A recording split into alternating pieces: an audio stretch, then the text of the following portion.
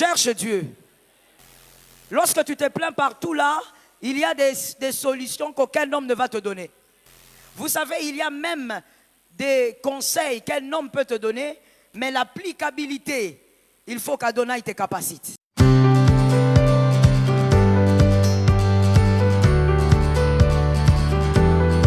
Disant des amens.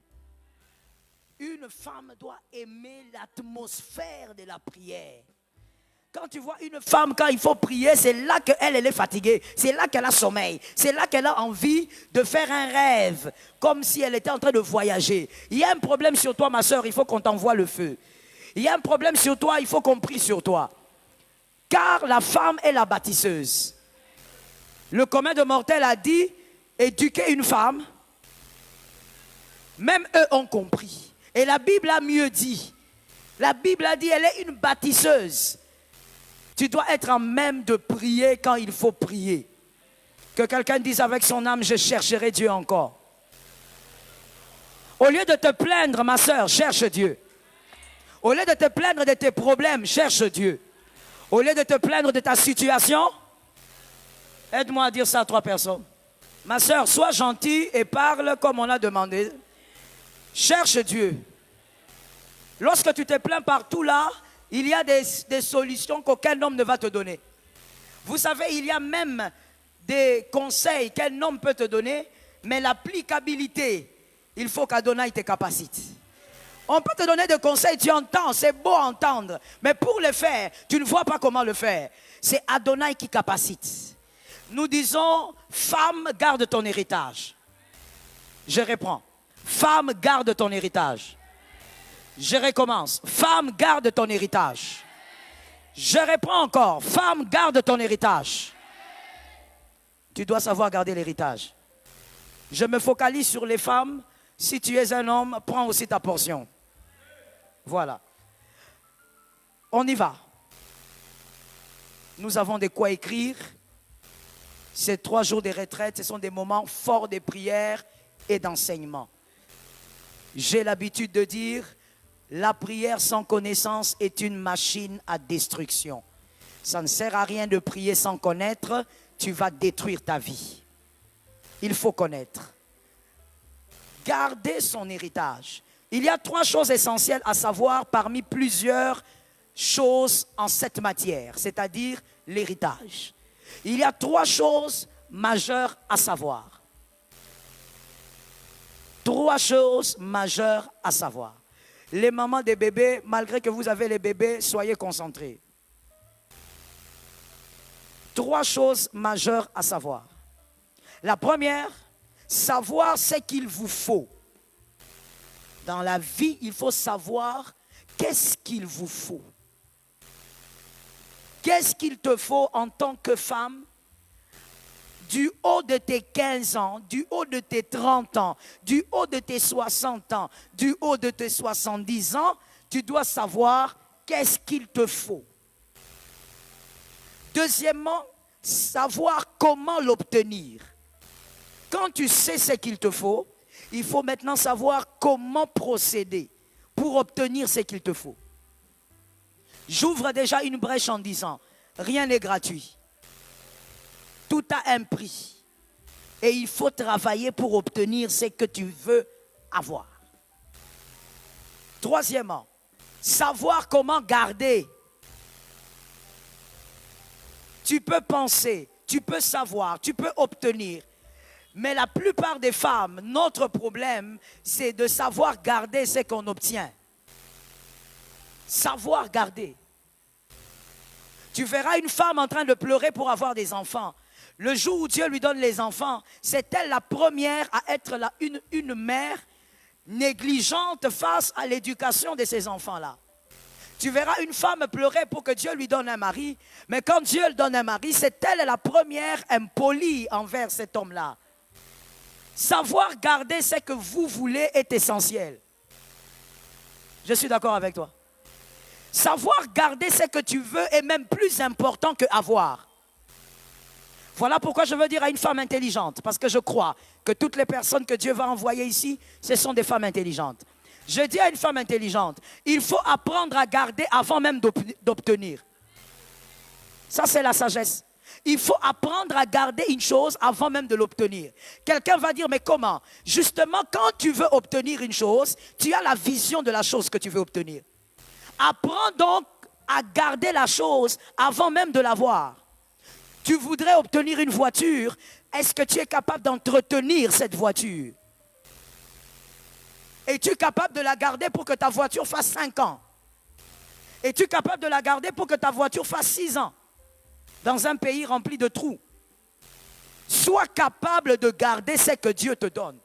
La plupart des choses que Dieu ne nous donne pas, ce n'est pas parce qu'il ne nous aime pas, c'est parce que nous sommes incapables de garder. Est-ce que quelqu'un m'entend? C'est parce que nous sommes incapables de conserver ce que Dieu donne. Or, Dieu est un conservateur. Dieu aime garder tout ce qu'il donne. Est-ce que quelqu'un me capte? Évoluons. Ne pas savoir ce qu'il vous faut, là nous sommes au premier point, n'est-ce pas? Savoir ce qu'il vous faut. Ne pas savoir ce qu'il vous faut, ça vous mènera à vouloir tout obtenir. Vous voudriez tout obtenir. J'espère que tout le monde écrit. Vous voudriez tout obtenir. Vous voudriez aussi tout demander. C'est-à-dire même en prière. Toi, tes prières sont désordonnées. Tu demandes tout en désordre parce que tu ne sais pas ce qu'il te faut. Tu vas vouloir tout demander et tu vas vouloir tout chercher. La Bible dit, cherchez-vous. On reprend la phrase. Cherchez-vous. Mais l'erreur que nous commettons, c'est que la Bible ne dit pas cherchez tout. Cherchez, vous trouverez veut dire cherchez ce qu'il vous convient. Cherchez ce qui vous convient. Et vous devez savoir ce qui vous convient pour le chercher. Pour éviter de vivre dans un déséquilibre, vous devez savoir qu'est-ce que vous cherchez, qu'est-ce que vous voulez, et vous saurez quoi demander en prière. Est-ce que quelqu'un me capte? Ecclésiaste 5, 17. Ecclésiaste 5, 17.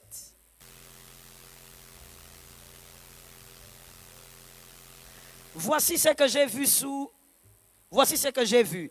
C'est pour l'homme une chose bonne et belle de manger et de boire et de jouir du bien-être au milieu de tout le travail qu'il fait sous le soleil, pendant le nombre des jours de vie que Dieu lui a donné. Car c'est... Est-ce qu'on peut répéter cette dernière phrase? Car, voilà ce que l'Ecclésiaste dit. Un homme sage, il dit, bois, mange, fais tout ce que tu veux, mais sois sûr que dans ce que tu fais là, c'est ça ta part. Ne sois pas en train de te réjouir de quelque chose qui ne t'appartient pas.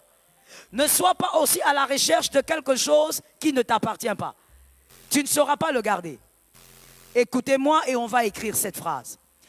Un bonheur qui ne t'appartient pas t'amènera les larmes que tu ne sauras pas porter.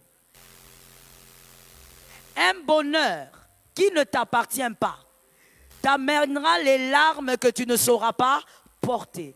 Parce que derrière chaque bonheur, il y a des larmes. Il n'y a pas de bonheur sans larmes. Un bonheur qui ne t'appartient pas t'amènera des larmes que tu ne sauras pas porter. Et maintenant, il y a une virgule aussi à cette phrase, pour ceux qui ont fini d'écrire. Voici la virgule. Les larmes que tu n'arrives pas à porter te déforment. Les larmes que tu n'arrives pas à porter te déforment. Tu vas devenir une autre femme, évidemment, d'une très mauvaise manière. Pourquoi? Parce que tu es en train de chercher quelque chose qui n'est pas à toi. On parle ici de garder son héritage. Ça doit être pour toi. Tout ce que tu chercheras à bâtir pendant ces 3 jours, ça doit être ce qui te revient. Et pour que ça soit ce qui te revient, tu dois savoir qu'est-ce qui te revient. Est-ce que 2 personnes ont dit Amen? Est-ce que 2 personnes ont dit Amen?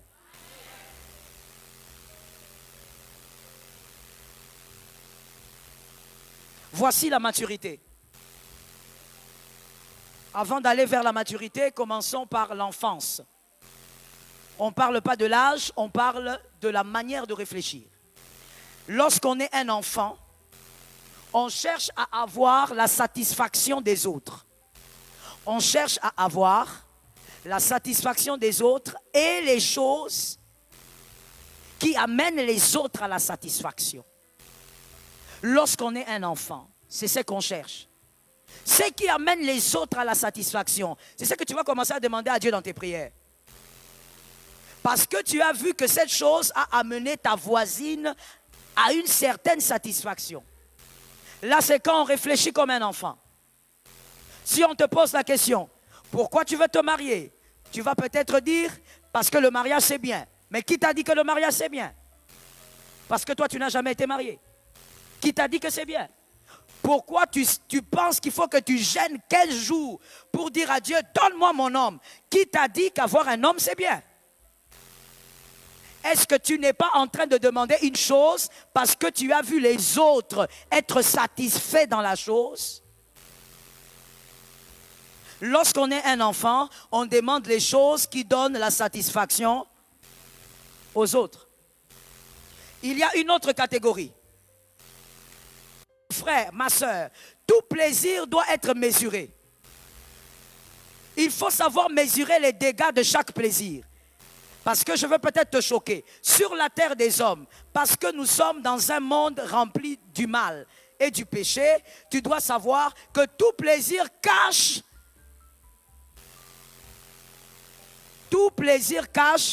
un dégât. Tout plaisir cache un mauvais côté. Tout plaisir porte un danger. C'est ce que tu vas m'aider à dire à quelqu'un. Tout plaisir porte un danger. Tu n'as pas dit alors que la sœur là n'a pas bien entendu. Dis à quelqu'un d'autre, tout plaisir porte un danger. Il faut mesurer. Est-ce que quelqu'un m'entend bien? Je veux d'abord m'arrêter un tout petit peu ici et puis on va avancer. Qui a compris que tout plaisir cache un danger? Je repose la question. Qui a compris que tout plaisir cache un danger? Ok. Qui n'a pas compris que tout plaisir cache un danger? Merci. Les autres, finalement, vous êtes où? Les neutres sont du diable. Vous êtes où? On reprend la question. Qui comprend? J'ai dit comprendre. Qui comprend que dans tout plaisir terrestre, il y a un danger dedans? Ok. Qui ne comprend pas que dans tout plaisir terrestre, il y a un danger dedans? On va expliquer. Alors, pour que j'explique bien, vous devez vous me donner un exemple d'un plaisir que vous trouvez qui ne peut pas avoir de danger. Et moi, je vais vous démontrer qu'il y a un danger. Et comme ça, vous allez bien comprendre et on va évoluer. Pour ceux qui pensent qu'il y a des plaisirs sur la terre qui n'ont aucun danger, donnez-moi l'exemple d'un plaisir. Je vous laisse quelques secondes, pas minutes, on n'a pas le temps. Quelques secondes. Donnez-moi l'exemple d'un plaisir. Oui? Pardon? Une fête. Une fête de famille, une fête de mariage, une fête de quoi? De collation. Est-ce que dans une fête, une personne ne peut pas être engrossée?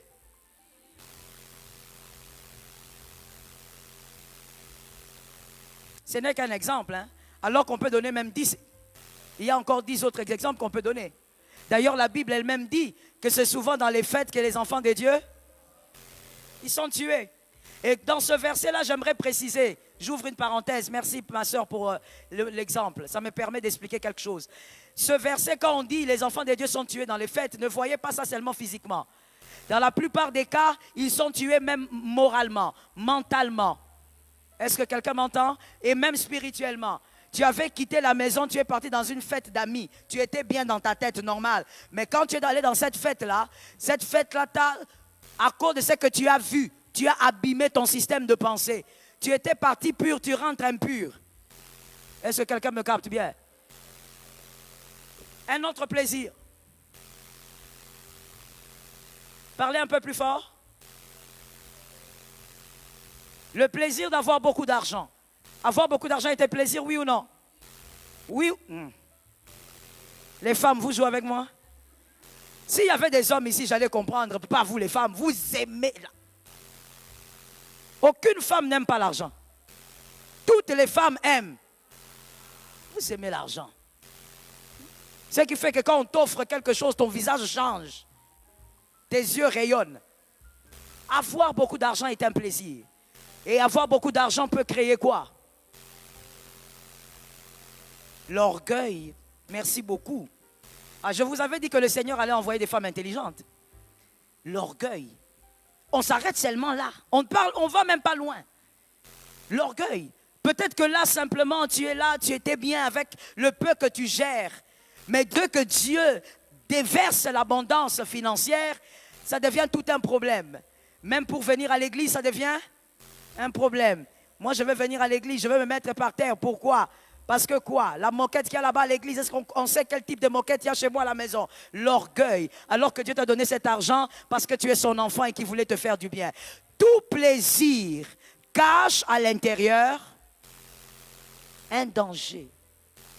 Même les enfants. Avoir des enfants est un plaisir, oui ou non? Ça cache un danger. Je prends le plus grand danger de la plupart des mères, l'idolâtrie. La plupart des mères n'aiment pas leurs enfants, ils idolâtrent les enfants. Vous commencez à combattre même Dieu. Dieu est contre toi parce que tes enfants ont pris sa place. Pour tes enfants, tu es prêt à tout oublier, même Dieu. La plupart des mamans sont dans l'idolâtrie, ils ne sont pas dans l'amour de leurs enfants. Est-ce que quelqu'un m'entend bien? Que chaque plaisir, que les dégâts de chaque plaisir soient mesurés et que l'Éternel te donne la victoire. Est-ce qu'on peut évoluer? Maintenant, la troisième catégorie, ce sont les hommes matures, les femmes matures. Les personnes matures cherchent leur satisfaction dans ce que Dieu les a réservé. Dans ce que Dieu leur a réservé, ils cherchent leur satisfaction là-bas. Il faut d'abord commencer par savoir qu'est-ce que Dieu t'a réservé. Tu n'es pas ta sœur, tu es toi. Qu'est-ce que Dieu a réservé pour toi? Que ta satisfaction soit là. Ce que Dieu a réservé pour toi pendant ces 3 jours, cache ta bénédiction. Ça tombe sur toi, ça te localise. Ce que Dieu a réservé pour toi, ma soeur, c'est ça la vérité. On a beau, vous savez, le piège de chercher ce que l'autre a. C'est un piège qui nous guette tous les jours. Surtout auprès de la femme. Depuis que la femme a admiré ce qui n'était pas à elle, c'est-à-dire le fruit contenant l'intelligence. Depuis là, toutes les femmes qui naissent sur la terre, sans Jésus et sans transformation, toutes les femmes sont piégées. Quel est le piège? Vouloir ce qu'il se trouve. Yes. Tu veux une belle maison.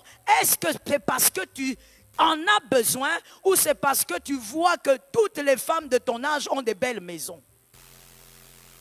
C'est un grand piège. Il faut savoir ce que Dieu a réservé pour toi. Et si vous allez écouter certaines femmes, je n'ai mis au monde que 2 enfants. Je n'ai mis au monde qu'un seul enfant. Qui t'a dit que c'était mauvais? C'est parce que tu penses qu'il faut faire comme l'autre. Que comme l'autre en a 5, c'est que ce qui est bien, c'est d'avoir 5. Ce que Dieu a réservé pour toi, c'est ce qui est meilleur. Au lieu de passer beaucoup de temps à regarder les voisines et ce que la voisine a, passe beaucoup de temps à demander à Dieu, qu'est-ce qui m'appartient? Est-ce que quelqu'un m'entend? Que quelqu'un qui à la fois lève sa main droite en disant, Seigneur, accorde-moi ma part. Oh, je veux un peu plus de rapidité. Dis, Seigneur, accorde-moi ma part. Ce qui est à moi me localise au nom de Jésus. Localise mon prénom. Localise mon nom. Localise mon âge. Localise ma maison. Au nom de ce qui est à toi. C'est ça qu'il faut chercher. Voilà pourquoi Jésus a dit, voici comment vous devez prier. Et ensuite, quelque part, il dit, donne-nous notre pain quotidien. Ce qui est d'aujourd'hui, là, ça veut dire ce qui est pour moi. Ce qui est chez l'autre, ce n'est pas pour moi. Que les jeunes sœurs me donnent un amen. Mademoiselle, ne cours pas dans un mariage parce que l'autre s'est marié. Tu vas aller pleurer là-dedans. Ne cours pas dans quelque chose que tu ne maîtrises pas. Est-ce que quelqu'un m'entend? Ainsi, j'ai dit une fois, je crois que c'était où, je ne sais plus. Bref, je le dis aussi ici.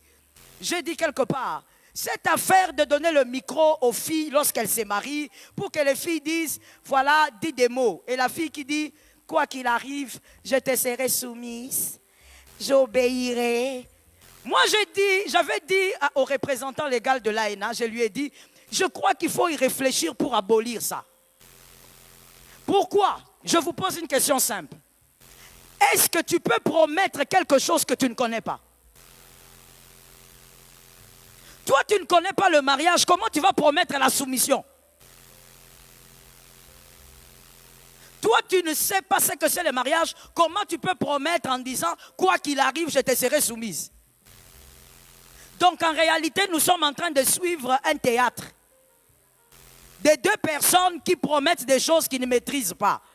Tu vas écouter l'homme dire, je te resterai fidèle, je t'aimerai toute ma vie. 2 mois, c'est trop, il frappe. Et il va revenir pour dire, c'était une erreur. Comment veux-tu promettre quelque chose que tu ne maîtrises? C'est comme dire, c'est comme une femme qui n'a jamais mis au monde qui dit, quoi qu'il arrive, quand moi je vais accoucher, je ne pleurerai pas. Oh. Pourquoi tu as dit oh? Ah, tu as trouvé ça absurde. Mais c'est la même chose avec le théâtre que vous nous faites ici. Vous promettez un monde que vous ne connaissez pas. Est-ce que quelqu'un m'entend bien? Que Jésus te donne la victoire. Voici ce qu'il faut aussi retenir. Lorsqu'on sait ce dont on a besoin ou ce qui nous revient, il y a ces 4 choses qu'on doit maîtriser. On va beaucoup écrire, c'est pourquoi il faut venir avec des carnets. On ne va pas prier sans carnet. Le téléphone n'est pas le lieu où il faut écrire des notes. Il faut avoir un carnet. Lorsqu'on sait ce qui nous revient, voici les 4 choses qu'il faut maîtriser. Premièrement, on apprend à savoir quoi laisser partir. Lorsque tu sais ce qui t'appartient, tu sauras quoi laisser partir. Et quand je dis quoi, je parle des humains aussi dedans. Parce que tu sais ce qui t'appartient. Est-ce que quelqu'un m'entend bien? Lorsque tu sais que toi, Dieu t'a dit, tu vivras la gloire au Congo, même quand tu rates les visas, tu n'es pas étonné. Ah, maintenant tu as compris, hein? Quand tu sais ce qui t'appartient, quand tu connais ton héritage, tu sauras qu'est-ce qu'il faut laisser. Tu ne vas pas pleurer quand certaines choses vont partir. Tu ne pleureras pas quand certaines personnes vont partir. Ce n'est que normal qu'ils partent. Ils ne font pas partie de l'héritage. Lorsqu'on ne sait pas ce qui est à nous, c'est là que tu deviens une femme paniquée. Lorsque quelqu'un bouge un peu, oh ma copine, oh ma ceci, oh mon travail, on m'a chassé, on m'a limogé. Est-ce que Dieu te voit dans ce travail-là? Ou alors ce n'est pas ton héritage, il y a plus grand qui arrive. Des fois, Dieu vous déplace pour vous amener ailleurs, là où c'est mieux, mais vous pleurez parce que Dieu vous a déplacé. Je pose la question à quelqu'un. Parmi les mamans qui sont ici, et même si on n'est pas maman, qui, quand il était enfant, quand on l'a mené pour se laver, pleurait?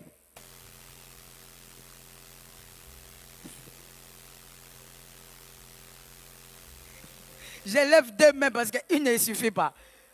Nous tous ici, on pleure. Mais pourquoi on pleurait? Aujourd'hui, quand on grandit, on dit, oh, on pleurait pourquoi? C'est pas comme si on va rester là-bas. C'est pas comme si on va nous enfermer. Oh, et puis, au-delà de ça, parce qu'on était enfant, on ne comprenait pas qu'on veut te rendre propre. Tu es sale, on veut te rendre propre. Dieu, quand il te déplace d'un milieu, toi, tu es en train de pleurer. Oh, la copine, là, j'ai fait avec elle 15 ans. Tu n'as pas compris qu'elle ne fait plus partie de l'héritage. Tu n'as pas compris que ce travail est caduc. Il ne fait plus partie de l'héritage. Dieu est en train de te déplacer pour la gloire. Mon Dieu, ça tombe sur la maison de quelqu'un. Lorsque tu sais ce qui est à toi, tu ne pleures pas quand les choses te quittent. Tu trouves ça normal, le délai est arrivé, la chose a expiré. Ça te localise. Toi, tu es là tout triste en train de te dire, ah pourquoi moi? Tu sais pourquoi? Parce que tu ne sais pas ce qui t'appartient. Tu ne connais pas ton héritage. Oh non, pourquoi les amis de mon mari ont abandonné mon mari? Ils doivent partir. Ces aventuriers-là sont venus parce que ton mari a l'argent, ils doivent partir. Que l'Éternel vous fasse traverser la vallée et que la vallée fasse les tris. Ça tombe sur quelqu'un que j'ai vu là-bas, il y a la foi. Je dis que l'Éternel vous fasse passer par la vallée et que la vallée fasse le tri. Il y a des gens qui ne doivent pas dépasser 2024 avec toi. Nous sommes déjà en 2024. Il y a des gens qui ne doivent pas arriver en mai avec toi. Ils ne font plus partie de l'héritage. Mais lorsque tu es ignorant, mon frère, ma soeur, tu vas commencer à pleurer même pour des bêtises. Les choses qui doivent te bénir, mais toi tu t'enfermes dans la chambre. Tu commences à pleurer. Qu'est-ce qu'on m'a fait comme ça? Il m'a trahi. On ne t'a pas trahi, on t'a sauvé. Lorsqu'on sait ce qui nous appartient, on connaît, on sait laisser. Deuxièmement, lorsqu'on sait ce qui nous appartient, on sait quoi quitter.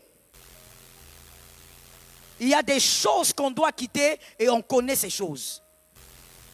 On comprend que ici en 2024 avril, selon ce que Dieu m'a dit, je ne peux plus rester ici.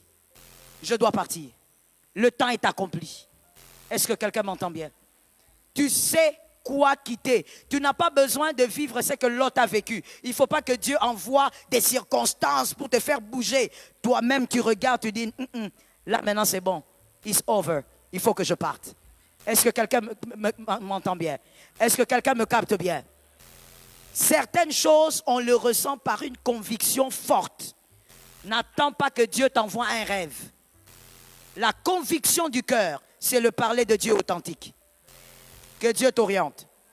Troisième chose à savoir, quand on sait ce qui nous appartient, on sait quoi garder. C'est là l'héritage. On sait quoi garder. Garder. Et moi, j'aime la femme dans ce domaine-là. La femme sait comment garder. Surtout lorsqu'elle a la bonne connaissance. Voilà pourquoi c'est toi qui as la matrice. God bless you. Voilà pourquoi c'est toi qui as. Tu as la matrice parce que tu sais garder. Dieu, il a regardé, il a créé l'homme, il a calculé, il a dit, si je donne ça ici, il va jeter ça un jour en route. Celle-ci va garder. Malgré la douleur, elle va garder. Malgré les vomissements, malgré la déformation physique, elle sait garder. La femme a été créée avec la capacité de garder et de faire croître. Lorsque tu comprends ce qui est à toi, ma soeur, il faut apprendre à garder. Je veux tuer quelque chose maintenant et tout de suite, et quelqu'un m'a dit ça doit mourir. Quelqu'un d'autre m'a dit ça doit mourir. Ma soeur, dans cette génération, il y a une bizarrerie qui se passe. Je ne sais pas si ça se passe ailleurs en Afrique ou même ailleurs dans le monde, mais je l'ai constaté à Kinshasa. Je ne sais pas si ça se passe aussi dans les provinces. Mais à Kinshasa, je l'ai constaté. Les jeunes sœurs, vous avez une certaine légèreté dans ce domaine qui vous amène à faire des dégâts. Une femme doit apprendre à garder l'héritage et ça ne sera jamais pareil à un homme. Est-ce que quelqu'un m'entend déjà à partir de là? Je te donne un exemple pour que tu comprennes où je vais aller. Voici l'une des phrases que j'ai entendues à Kinshasa et que j'entends toujours. Je vais essayer de le dire en lingala. Si ce n'est pas bien dit, complète. Mobali wana alobi nini? Alobi a profité nanga, a profité teto profite.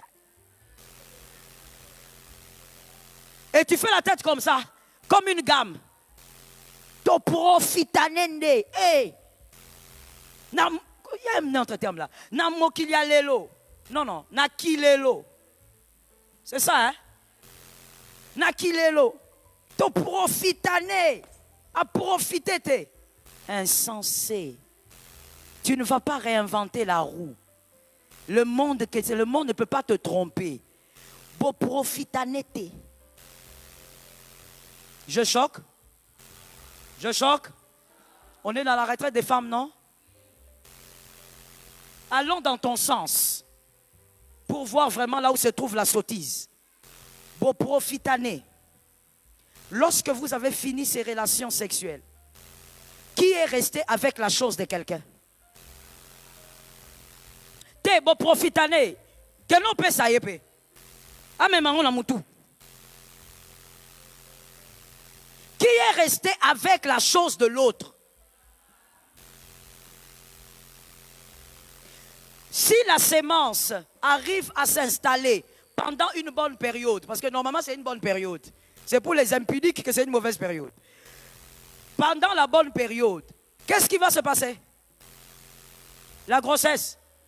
C'est qui la porte? Mais bon profitanet. Bon cabo la pète.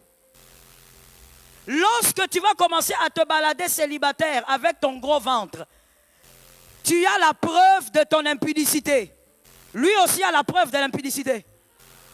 Comment on peut être insensé comme ça? Aux licenciés, non? Au Tangat.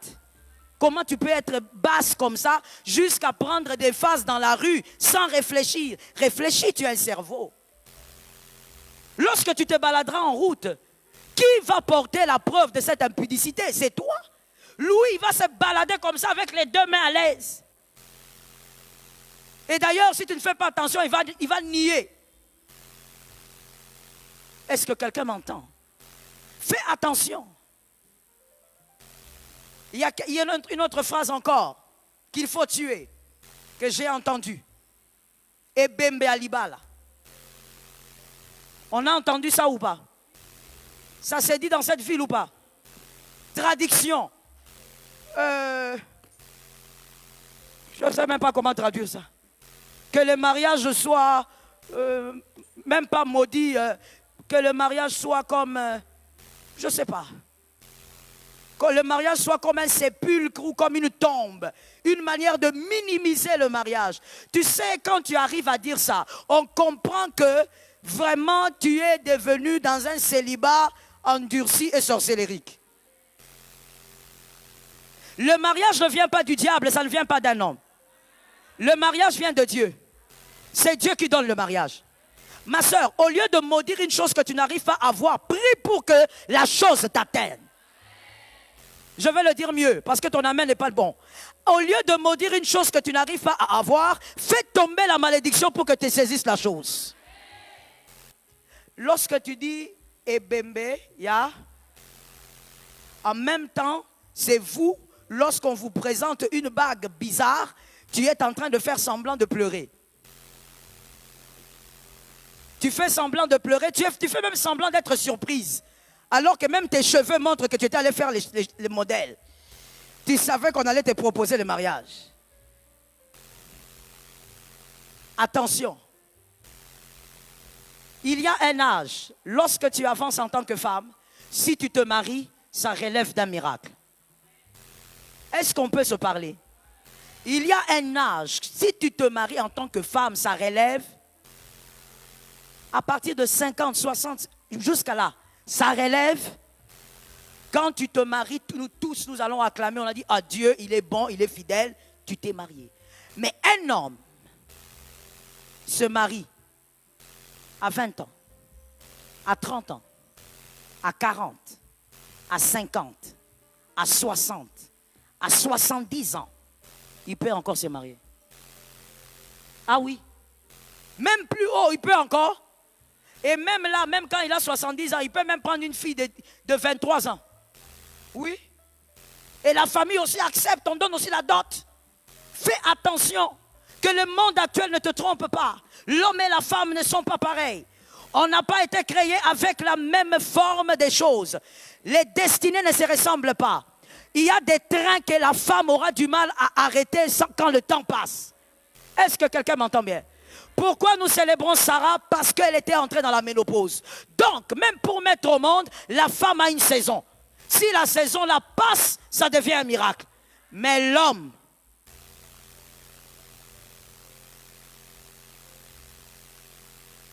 Pendant que je parle, est-ce que tu es en train de penser? Il y a un couple qui est allé en Inde, que j'encadre, qui est allé pour un problème de fécondité. Et la fille, si je ne me trompe, la fille doit avoir 42, 43 ans. Le monsieur a 65. Le gars a 65 ans. Et quand ils sont allés, ils ont fait la première démarche. Ça s'est fait, je crois, il y a 2 semaines. Ça n'a pas marché. C'est l'homme qui m'écrit, qui me dit, en tout cas, pasteur, il faut vraiment prier. Parce que je ne comprends pas. À 65 ans, il veut encore avoir d'enfants. Il a déjà des enfants. Ça, c'est, je crois, un 3e mariage. Il veut encore avoir des enfants. Il est en train de prier. Ils disent, pasteur, priez. Ma femme doit tomber enceinte. Lui, il peut encore faire des enfants. Mais la femme, il y a une saison. Il y a un temps. Ne va pas t'amuser dans un terrain pour dire que les erreurs que tu peux commettre, un homme, s'il commet les mêmes erreurs, vous êtes pareil. C'est faux. Est-ce que quelqu'un m'a entendu? Je reprends la phrase parce que je sens la résistance diabolique. Je dis, c'est faux. Il y a des erreurs que tu ne dois jamais commettre. Ça ne sera pas récupérable. Les trains, s'ils passent, ça sera compliqué. Je dis à une femme, apprends à garder ce que Dieu te donne. Et tu dois te rassurer que c'est Dieu qui t'a donné. Pour mieux garder ce que Dieu vous donne. Je crois qu'on va finir par ce point ce soir. Pour bien garder ce que Dieu vous donne, vous devez associer, et je dirais même pas associer, mais vous devez commencer avec le Christ. Que le Christ soit le fondement et le socle de la chose. Car il va garder lorsque vous dormez. Il va garder lorsque vous êtes distrait. Il va garder lorsque vous n'en pouvez plus. Il va garder lorsque vous n'avez plus de force. Que Jésus soit le socle. Quand Dieu te donne quelque chose, madame, mademoiselle, apprends à garder. J'ai entendu 2 personnes. Apprends à. Lorsque Dieu t'accorde, je commence par là, je vais énumérer certaines choses rapidement et on va prier. Lorsque Dieu te donne l'intelligence, lorsque Dieu fait de toi une femme intelligente, et je suis béni d'avoir plusieurs femmes intelligentes ici. Lorsque Dieu te donne l'intelligence, garde l'intelligence. Comment l'intelligence se garde? L'intelligence se garde comme un jardin. L'intelligence s'arrose. L'intelligence se cultive. Garde ton intelligence en te cultivant. Garde ton intelligence en lisant. Garde ton intelligence en faisant des bonnes études. Garde ton intelligence en apprenant tous les jours. Même si tu as une licence, un master, sois continuellement une étudiante dans un domaine quelconque. Mais continue d'apprendre. Est-ce que quelqu'un m'entend? L'intelligence se conserve en apprenant. Toi, tu sais que tu aimes la cuisine, par exemple, et tu es forte en cuisine, tu aimes préparer. Cultive-toi dans ce domaine-là. Ne sois pas seulement une bonne cuisinière congolaise, apprends aussi à préparer certaines nourritures de notre pays. Tu es peut-être du Bas-Congo, comme c'est ton domaine, tu as ce talent. Apprends comment on prépare à Kisangani, apprends comment on prépare au Bandundu, apprends comment on prépare. Cultive ton intelligence. Une intelligence qui ne se cultive pas s'atrophie. Est-ce que quelqu'un m'entend? Garde, même l'intelligence, il faut la garder. Tu seras l'aide de ton mari, tu seras une bénédiction pour tes enfants, mais l'intelligence aussi a une grande part dans cette affaire d'aide. Est-ce que quelqu'un m'entend bien? Je chute directement. Lorsque Dieu te donne un mari, si tu ne sais pas garder ton intelligence, on va te poser des questions. On te demande, regarde ma femme, il y a ça, il y a ça. Au travail, regarde, on a créé des problèmes. Je dois faire tel choix. Qu'est-ce que tu penses? Le gars, il a pris 3 heures pour t'expliquer la situation. Il a transpiré, il est stressé. Et puis il te dit, chérie, qu'est-ce que tu en dis? Bon.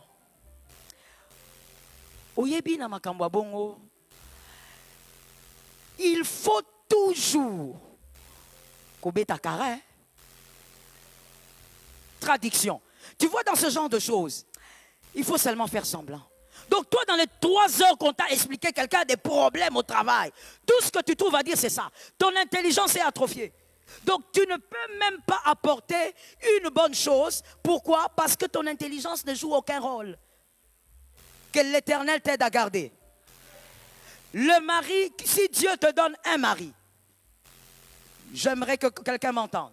Que vous soyez marié, célibataire, veuve, femme seule, écoutez-moi. Si Dieu te donne un mari, et c'est que tu entends que tu l'entendes pour toi et pour tes filles.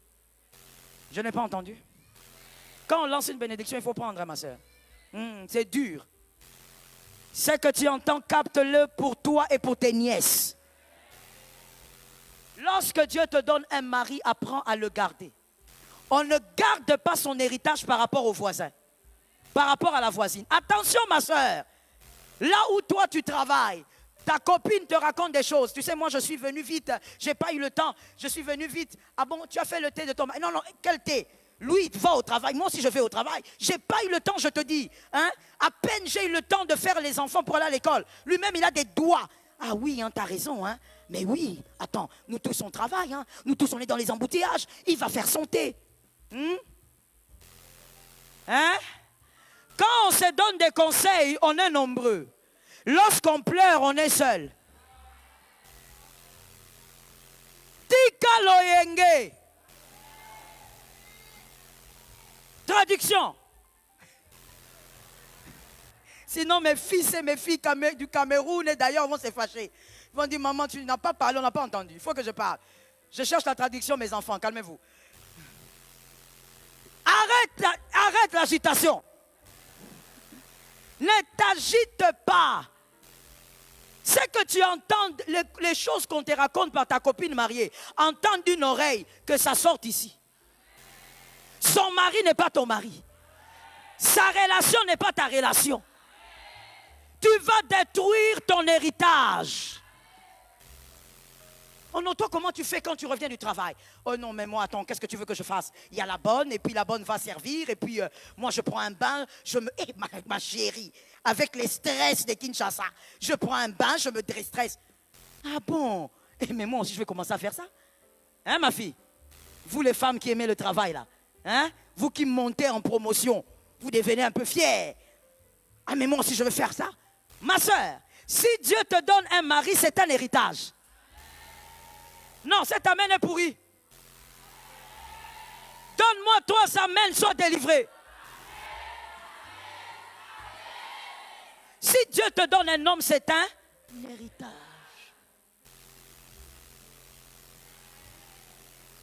Ah. Toi, tu es là, tu dis oui, oui, oui, comme elle a raison. Moi aussi, je vais faire ça. Tu vas, tu cherches une bonne façon, je ne sais pas où tu la trouves. Tu l'amènes à la maison et tu ne la connais ni d'Adam ni d'Ève. Tu ne connais même pas son état spirituel. Tu l'amènes là. Et puis toi, quand tu reviens du travail aussi, tu prends tes jambes. Hein, Madame Alpha, hein? Toutes mes filles travaillent ici. Donc tout le monde est concerné. Tu prends tes 2 jambes, tu mets sur le canapé. Tu dis, Giveline, yoka kombo ya mutu. Des fois même, il faut regarder, il faut réfléchir même à la kombo ya mutu. Giveline, Yakanan, viens ici. Tu as servi papa, va servir papa, et tu as fini, tu as mis... Et quand on voit comment Giveline sert ton mari, ça veut dire, c'est comme si on a servi un bulldog. C'est comme si on a servi un berger allemand. Vous voyez, moi j'ai des chiens, j'ai plusieurs chiens, j'aime les chiens. J'ai des bols de chiens qu'on achète pour les chiens. Ça veut dire que toi, jusque au monde d'aujourd'hui, quand tu sers ton mari, tu mets la nourriture dans des grosses thermos.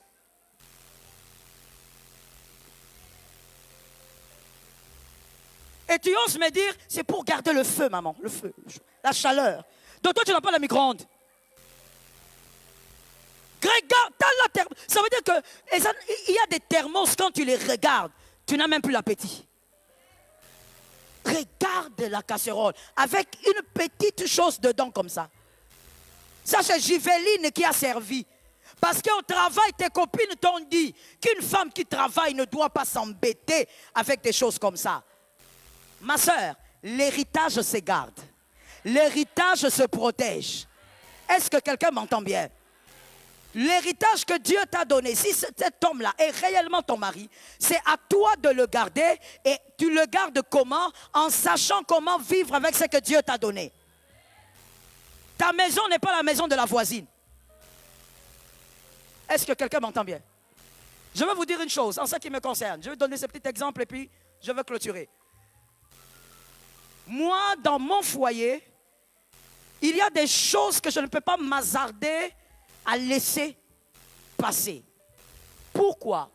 Parce que la grâce que j'ai eue dans mon foyer, c'est que mon mari est mon ami. Si je tue certaines choses en disant, elle va faire, lui va faire, lui va venir, je veux tuer un cadre d'amitié alors que les rythmes de travail que j'ai, si je n'ai pas un ami, il y a un problème. Je ne parle même pas pour lui, je parle d'abord pour moi. Le rythme de travail que j'ai besoin d'un ami. Je n'ai pas besoin seulement d'un mari.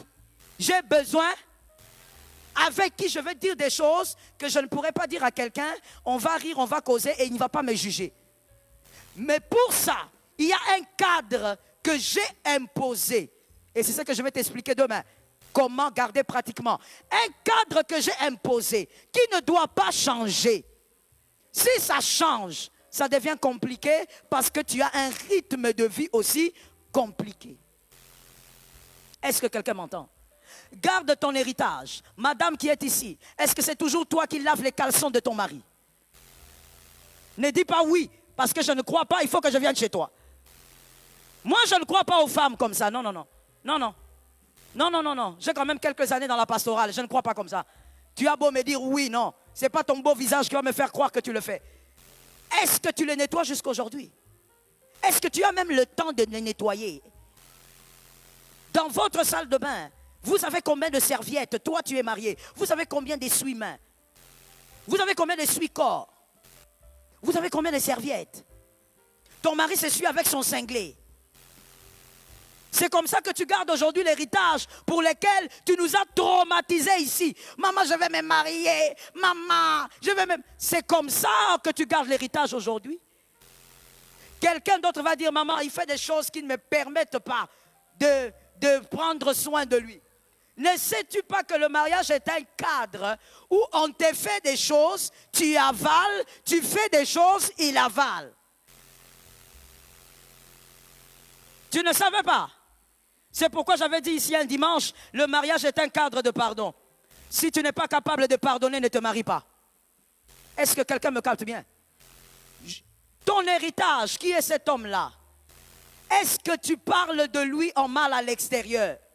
Il y a des filles ici, vous prenez un mal plaisir au travail de commencer à parler de ton mari. Est-ce que toi tu sais que pour parler de ton mari, tu dois avoir un cadre bien carré et bien limité? Et ce cadre-là ne s'élargit pas.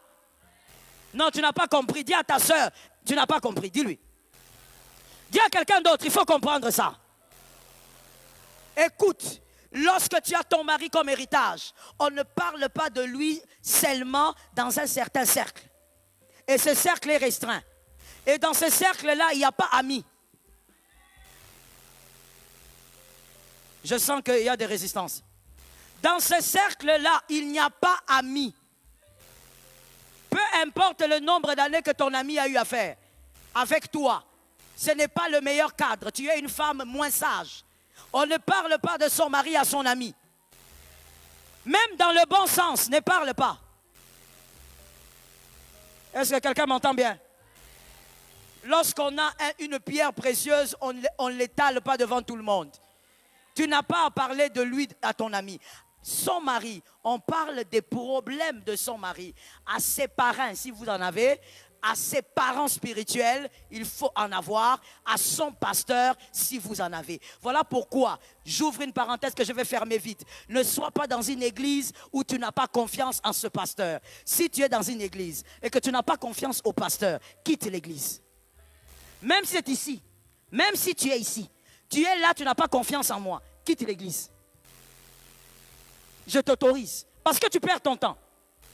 Dieu n'a pas placé un pasteur dans le cadre de l'église locale pour que ça soit quelqu'un qui te prêche et tu dis amen et tu sors et tu rentres. Le pasteur est un berger. Tu dois être à même de faire confiance, de parler et de le laisser t'encadrer, le laisser prier pour toi. Voilà le cadre où tu peux parler de ton mari. Parce que dans ce cadre, on ne le détruira pas. Dans ce cadre, on priera pour lui. Dans ce cadre, on te soutiendra.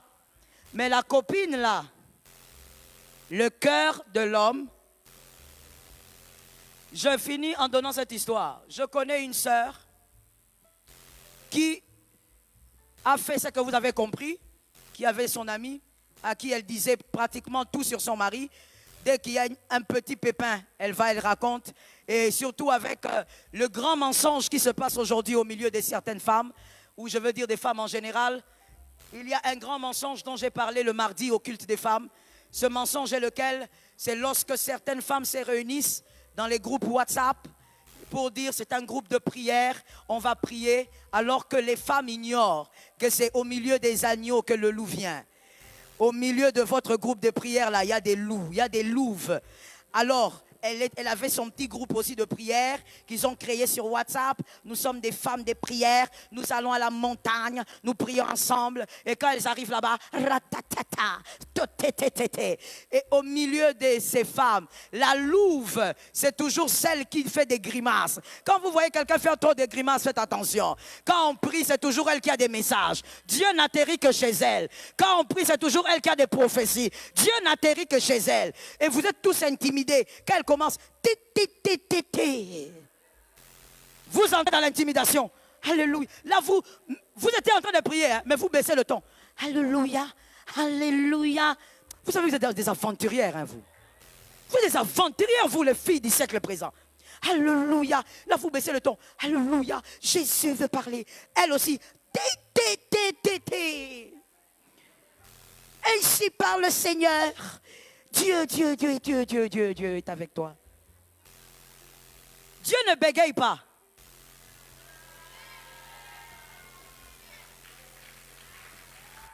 C'est peut-être une information que tu n'as pas. Hein?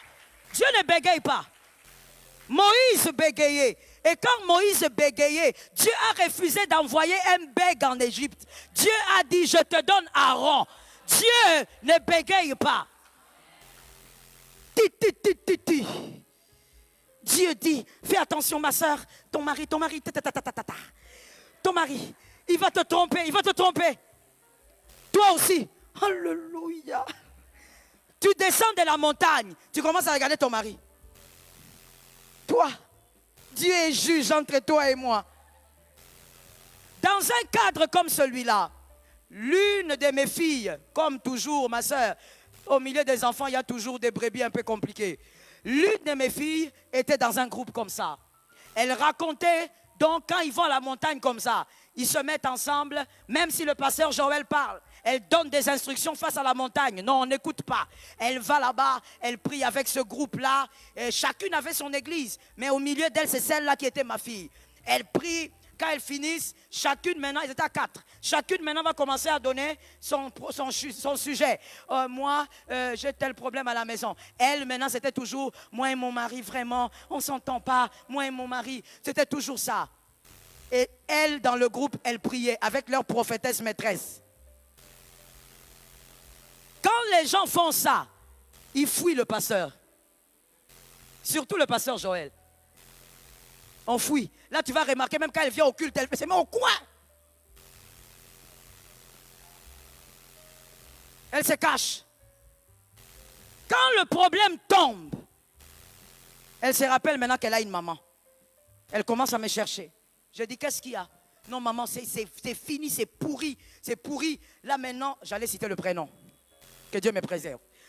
Elle cite le prénom de son mari, elle dit, maman, c'est pourri. Maintenant, je crois vraiment qu'il a décidé de vivre avec cette femme. Je dis, c'est quelle femme? Je ne sais pas, maman, mais cette fois-ci, c'est différent des autres. Il commence à revenir à 3 heures. Quand je lui parle, il me répond mal. Tout ça, il s'enferme dans la chambre. Quand je lui dis, je vais t'accuser chez maman et chez daddy, il me dit, va accuser. Je lui ai dit, hein? Maintenant, entre le moment où tu viens accuser et le moment où le mal s'est passé, tu étais... Quand on organise des prières comme ça, non, Elle est seulement avec maman prophétesse. Je lui ai posé la question, est-ce que tu as une idée de c'est qui la fille? Elle dit, maman, je ne peux pas savoir, mais vraiment, cette fille-là, maman, je suis venue même pour que tu pries, parce qu'elle est entrée certainement dans des maisons. Ça, c'est les gris-gris. Mon mari n'a jamais été comme ça. J'ai dit, ah bon? Je dis, ok, on va prier. Je lui ai dit, mets-toi à genoux. Elle s'est mise à genoux dans mon bureau. J'ai fermé les yeux. Avant que je n'ouvre la bouche, je vois une image. J'ai pris quand même, je termine. Et puis je lui demande, est-ce que tu connais une personne qui est comme ça, comme ça, comme ça? Elle dit, bon, oui, mais je crois que c'est peut-être une erreur. Je dis, c'est-à-dire quoi? Moi, je te demande seulement si tu connais cette description. Oui, oui, je connais. C'est notre sœur, on prie avec elle à la montagne. Elle m'a montré la photo. C'était l'image de la fille que j'avais vue. J'ai dit, elle prie avec vous et... Oui, elle prie avec nous, elle reçoit beaucoup de messages. Et voilà, j'ai dit, d'accord. Et puis, me connaissant un peu, elle me regarde, elle me dit, ah, maman, non. Vous savez, les filles, vous êtes aventurières. Hein? Elle me dit, non. Je lui dis, mais moi, j'ai rien dit. Dis, maman. Mais maman, c'est impossible de toutes les manières, hein, parce qu'elle est mariée. Elle est mariée, elle a 3 enfants. Je dis, ok, gloire à Dieu alors. Je suis resté. Après 2-3 jours, elle pète les plombs à partir du travail. Elle appelle mon mari. Et puis mon mari aussi, sous le stress, m'appelle. Je lui ai dit, sois calme. On fout-toi un peu. Là, c'est à mon mari que je dis, hein. Maman, tu koufa pour naïoté. Jésus est déjà mort pour toi. Quand on t'enseigne, c'est là qu'il faut écouter. Je lui ai dit, calme-toi, Annie, reste calme, on va gérer ça plus tard. Non, mais ta fille pleure là-bas, j'ai dit qu'elle pleure un peu. La vie, c'est les larmes aussi. Ah, moi, quand je te prêche, tu n'écoutes pas. Je te cherche, tu n'écoutes pas. J'organise les prières, tu n'écoutes pas. Je t'attends seulement. C'est tout. Lieu des rendez-vous et Yébani. Et après quelques heures, c'est elle maintenant qui me cherche. Maman, tu es où? Peu importe là où tu es, je viendrai. Où est-ce que tu es? Je dis oui, même si je suis au ciel, tu vas venir. Je lui ai dit, attends-moi à l'église. Moi, je viens d'un voyage, je suis fatigué. Attends-moi, je viendrai à ma campagne, tu me verras. D'accord, d'accord, maman, hein, tout ça. Et quand je la reçois, elle me dit, maman, je ne veux pas parler. Je te dis seulement une chose. Et comme il y a Kanda, la colère là, c'est sur moi. Moi, je la regarde. Elle me dit, maman, je t'avertis, je t'avertis. Je veux divorcer. Quoi que tu me dises, je veux divorcer. Prends le téléphone, regarde. Ah, les pasteurs. Je prends aussi le téléphone avec beaucoup d'humilité. Je commence à zapper. Maman, il y a message et message. Hein. Il y a ces messages, tu regardes, tu commences à regarder avec un seul œil. Les types de messages que la fille a envoyés au gars. Ma soeur, si on envoie ça à ton gars ne va pas dormir. Je regarde les messages et puis je dis, c'est qui? Elle m'a dit, maman, regarde toi-même le profil, regarde. Quand je regarde, c'est cette femme, mariée, avec 3 enfants. Mais elle a décidé de sortir avec un homme. Qui t'a dit que ça n'existe pas? Ne sais-tu pas que certaines femmes mariées disent même, pour celles qui font ça, elles disent, c'est le meilleur deal.